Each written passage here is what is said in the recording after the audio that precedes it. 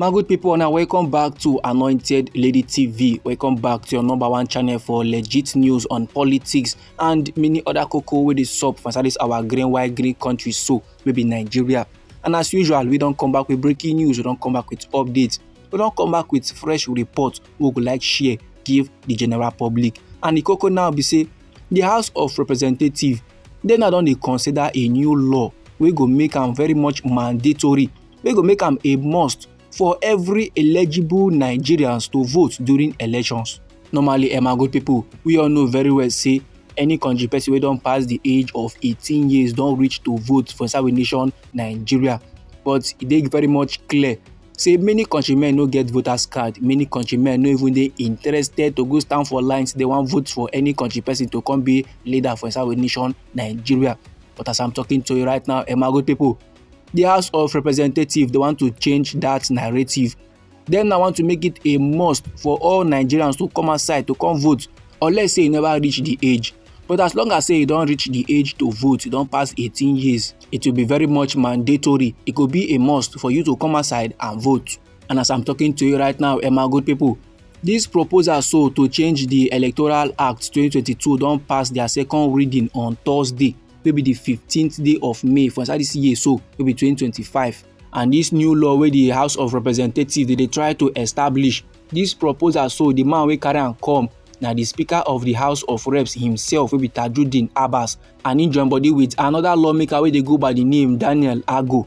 Now while explaining the bill, Oga Daniel Ago come dey yarn say the goal of this bill, so the goal of this new law wey they want to introduce na to increase the number of people wey go dey take part in elections. According to him, many Nigerians no dey like come outside come vote, and that one na true. And if they make am compulsory, if they make am mandatory, that one na fit change the narrative. That one now go make countrymen come outside from their house on a Saturday or any day of the week where the election date come fall on top. That one go make countrymen come outside, come press thumb, come vote.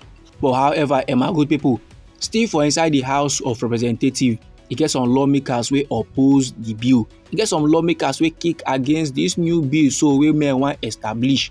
And one of the lawmakers wey dey oppose na one countryman wey dey go by the name Mark Esat. And him na a member of the People's Democratic Party from Akwa Ibom State.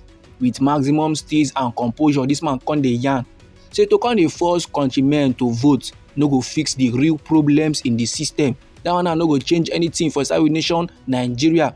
He say men no supposed to dey build on a shaky foundation at all.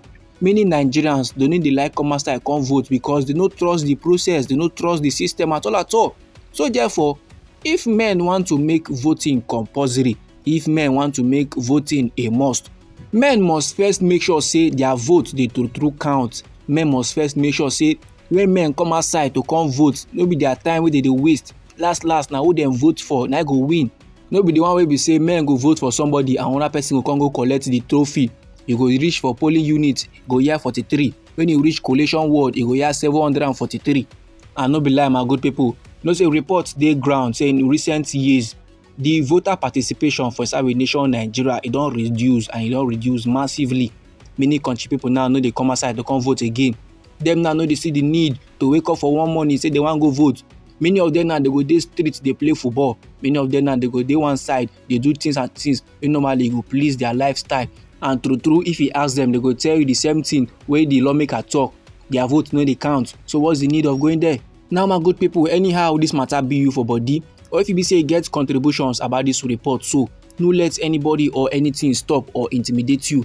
Feel free make you put down your comments inside our comment section. Meanwhile, me still get another report for table where I still need share give the general public. And the cocoa now be say the Minister of Information and National Orientation will be Mohammed Idris. In an come aside the yarn say the hard decisions taken by our Presido, the 001 for inside we nation Nigeria, Bola Ahmed Tinubu, it don begin to dey bear fruit. The minister now dey yarn this one for inside the 2025 ministerial briefing series wey happen for the National Press Center for inside Abuja on Friday, wey be the 16th day of May for inside this year, so wey be 2025.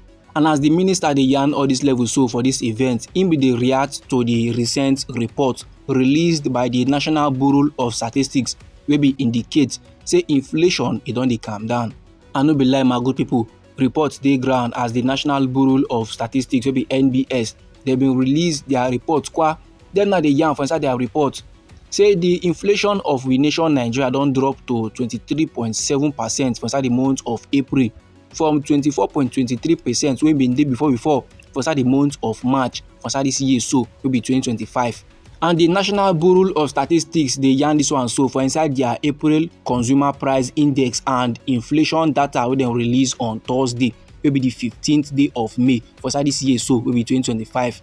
The figure now dey show say the inflation of we nation Nigeria e don dey cool off by 1.86% on a month-on-month basis. Similarly, food inflation rate for inside the month of April bin dey stand at a 21.26%. And then speaking at the press briefing on Friday, the minister come dey yarn say our President Bola Ahmed Tinubu is still very much focused and is still very much determined, and his determination and his interventions are clearly seen of the benefits of reform, though gradually they are real and they are measurable. And he say one of the key indications of relief na food inflation rates.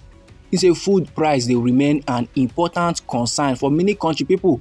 The year-on-year food inflation rate e don still calm down to 21.26% for inside the month of April. And if person wan check am on a month-on-month basis, they go observe say the thing don slow to 2.06%. The thing come down from 2.18% wey bin dey before for inside the month of March. And the minister dey let men dey know say this movement so was largely driven by price reduction in several items such as maize flour, such as wheat, yam flour, okra, soya beans, rice and even beans. And he want to assure the general public say the federal government go continue to dey maintain this tempo. Their focus dey remain on implementing people-centered policies wey go last guarantee relief, wey go last restore economic stability and ensure shared prosperity for all Nigerians. This my good people na the informate, this my good people na the report wey I wan share give the general public. Now anyhow the matter be you for body, or if e be say you get contributions about this report, so no let anybody or anything stop or intimidate you. Feel free make you put down your contributions, feel free make you put down your comments inside our comment section. Once again, now we be Anointed Lady TV, and our hobby na to dey give una legit news on politics and many other koko wey dey sup for inside this our green country wey be Nigeria. And now if you be say you like this update and you go like to dey receive more, then sharply make you subscribe to this channel Anointed Lady TV, and don't forget to put on the notification bell so that as we dey bring more news dey come your side, na you go first receive the update and you go even get am sharp. Now me dey come back with more news, me dey go get more reports, me dey go get more informate for you my good people. Try make you no go anywhere.